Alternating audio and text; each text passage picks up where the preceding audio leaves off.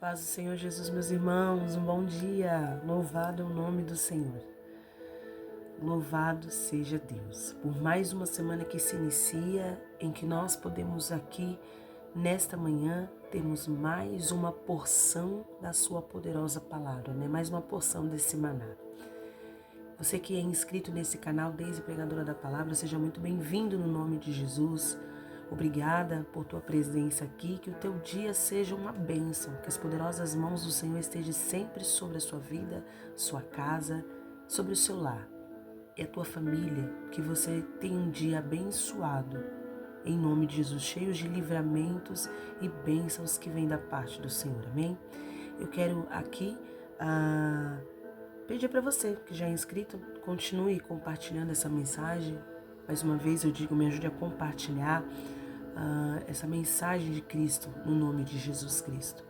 Dá um like e ative as notificações, não se esqueçam. E para você que ainda não é inscrito, por favor, meus irmãos, me ajude a divulgar essa palavra do Senhor. Seja você também um grande missionário da parte de Deus que vai alcançar vidas, corações e cada vez mais a palavra do Senhor vai sendo divulgada para a glória do nome dele.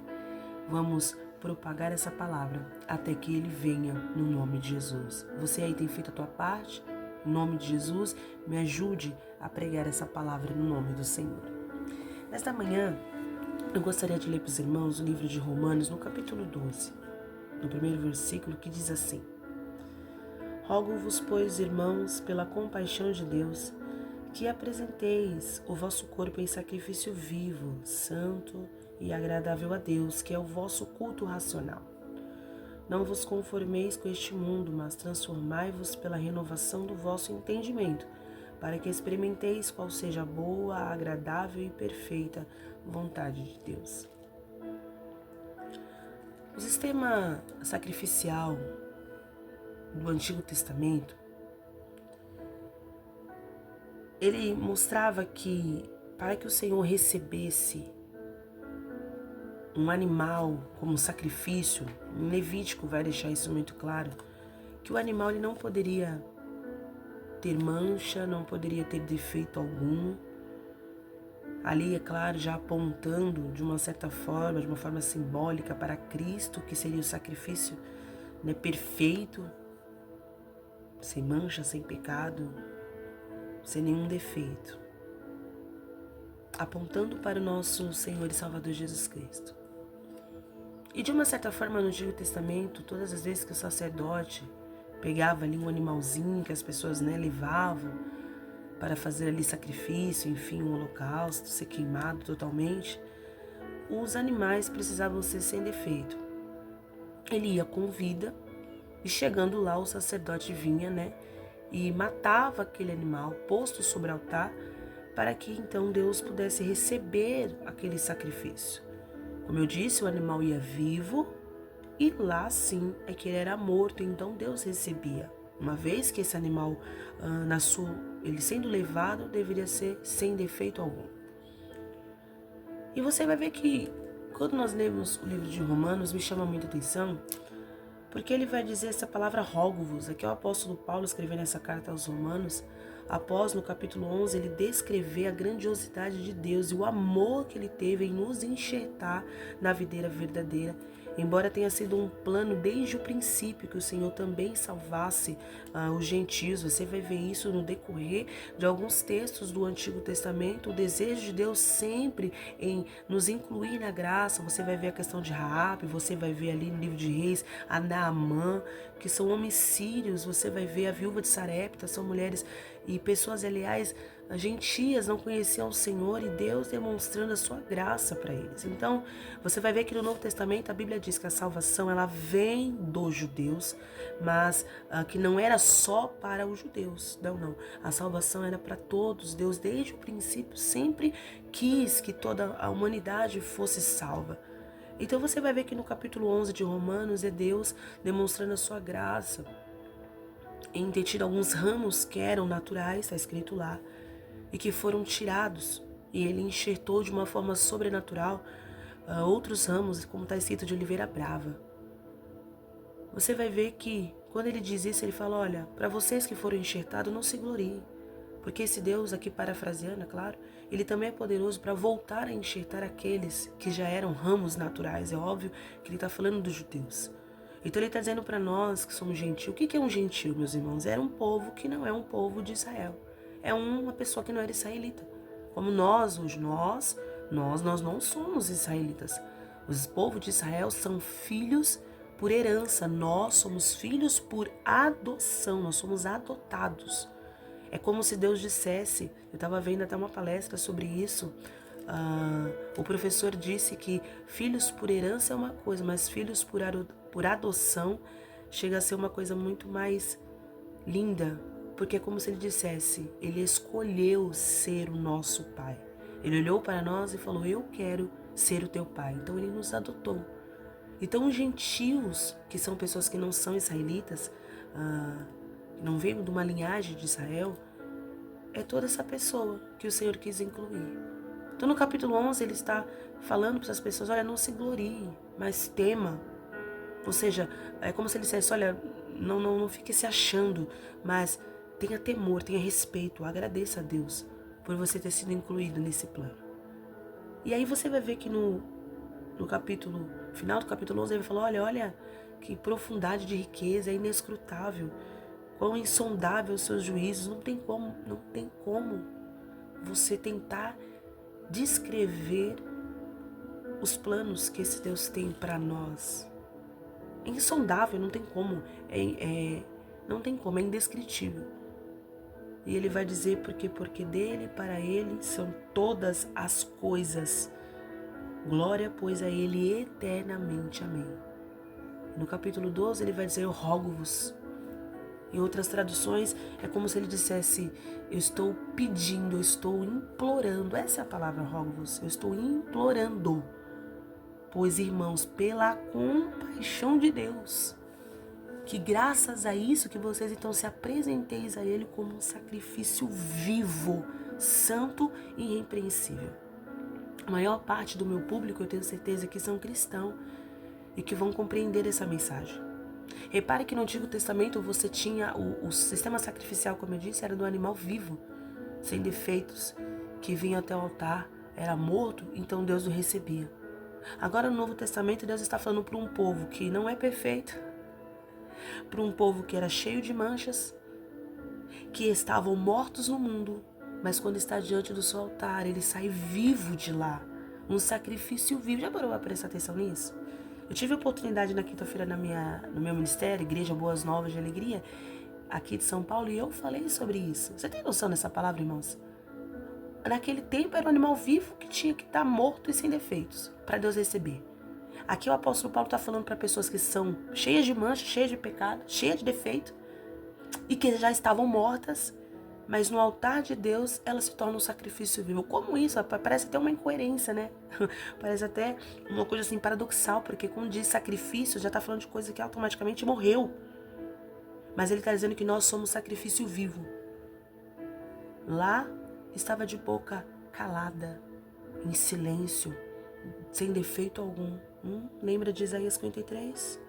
Subiu aos seus tosqueadores sem abrir a sua boca. Era a ideia do sacrifício do Antigo Testamento. Animais puros, sem defeito, sem problema algum, mas vivos e foram mortos. Nós, cheios de defeito, estávamos mortos e no seu altar nós nos tornamos vivos. Para quê? Para que quando nós nos apresentarmos diante dele, é o que diz o restante do versículo, santo, agradável a Deus, este é o vosso culto racional. E eu não sei como tem gente que ainda consegue cultuar a Deus de uma forma, sabe assim, apática, sem compreender o que está rolando, o que está fazendo, aonde é que está. Você está na casa de Deus, meus irmãos. É o apóstolo Paulo falando, eu rogo, é como se ele dissesse, eu estou implorando para vocês, eu estou implorando, olha, pela compaixão de Deus. Quando você estiver no culto, se apresente a Ele como um sacrifício vivo. De boca fechada? Não. Dando glória a Deus. Entendendo o culto, observando os hinos, preparando o coração para receber a palavra. Sacrifício vivo. Deus falou isso comigo na quinta, assim que eu cheguei também na minha casa. Lá era morto. E aqui você estava na morte e passou para a vida. Como que você tem se apresentado diante dele quando você o cultua? Tanto na casa dele, quanto na sua casa, quanto em qualquer lugar que você estiver. Você é um culto, você é uma igreja ambulante. Você é partícula da igreja. E juntos vocês se formam um corpo. Sabia disso? Você sozinho não é corpo, você é membro. Mas junto dos demais membros, como diz o restante do capítulo 12 de Romanos, você se torna o corpo. Você todo não é sozinho a igreja, mas você faz parte da igreja. Como que você tem se apresentado diante dele por onde você anda? É um momento de reflexão, uma porção de reflexão. Como você tem se apresentado? Não se conformando com as coisas ou se conformando com a forma como vive? Como que você cultua Deus? Como que você tem se apresentado diante dele? É santo? Porque como diz aqui, ó, só tu és santo. E a Bíblia diz que assim como ele é santo, nós também devemos ser santos, separados. Olha o que ele diz: não vos conformeis com este mundo. A palavra conforme aqui vem de formato, forma. É como se você fizesse muita, sabe assim, uma massa de bolo. E você tem 3 tipos de forma: a redonda, aquela com furo no meio, e a quadrada. A retângula, né? A gente fala quadrada, mas na verdade é retângula. A massa é a mesma, mas se você colocar nas formas de diferentes formatos, é assim que ela vai ficar. Não vos conformeis, não fique com o mesmo formato, nem com a mesma forma, não se amolde, não se padronize com as coisas deste mundo, mas transformai-vos pela renovação do vosso entendimento, para que vocês possam experimentar qual é a boa, agradável e perfeita vontade de Deus. Quando que eu posso desfrutar de tudo isso? Quando que eu posso compreender tudo isso? Quando eu tenho a minha mente transformada. Quando eu tenho renovação desse meu aqui, entendimento, tá falando da mente. Quando que eu consigo fazer isso? Quando primeiro eu não me conformo com as coisas desse mundo, eu não me padronizo pelas coisas que são impostas, mas eu sou guiada pela palavra. Lembra? Lâmpada para os meus pés, luz para o meu caminho é a tua palavra. E quando tudo isso acontece, é só você fazer, sabe? Ler agora de trás para frente. É quando você se apresenta a esse Deus num culto racional, santo, agradável, como sacrifício vivo. Entenda que você era cheio de manchas, cheio de defeito. Você estava morto, mas agora você é vivo. Você tem liberdade de cultuar a Deus em amor, em respeito, em gratidão, em temor. Que o temor da sua palavra recaia sempre sobre os nossos corações, todas as vezes que nós estivermos diante dele. A gente tem um costume, né, de dizer assim: Senhor, agora eu entro em tua presença, mas a verdade é que nós sempre estamos diante de Deus. Porque parece, né, tem uma coisa assim meio...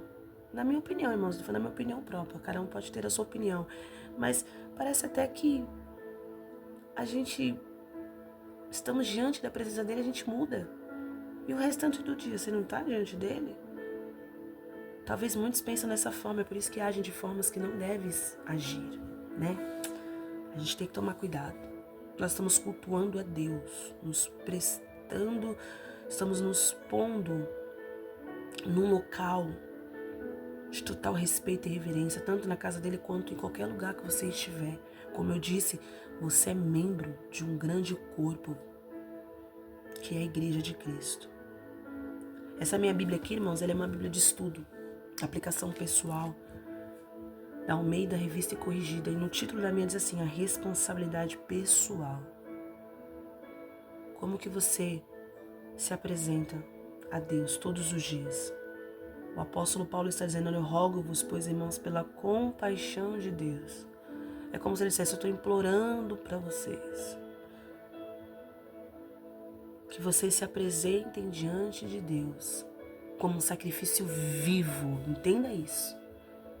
Você estava morto, agora você está vivo. Como tem sido o teu culto, meus irmãos? Como que você tem se apresentado diante dele? Não tô falando daquele irmão que é mais assim, retraído um pouquinho, não, que fica quietinho. Não tô falando disso. Eu estou falando de como que você se apresenta diante dele em culto. Você faz jus à vida que ele te deu diante do teu altar? Repare nisso, no altar tem vida, oh glória. No altar tem vida. Você é um sacrifício vivo. Tudo é dele. Aleluia. Vai entender, né? Só por sua infinita misericórdia e palavra.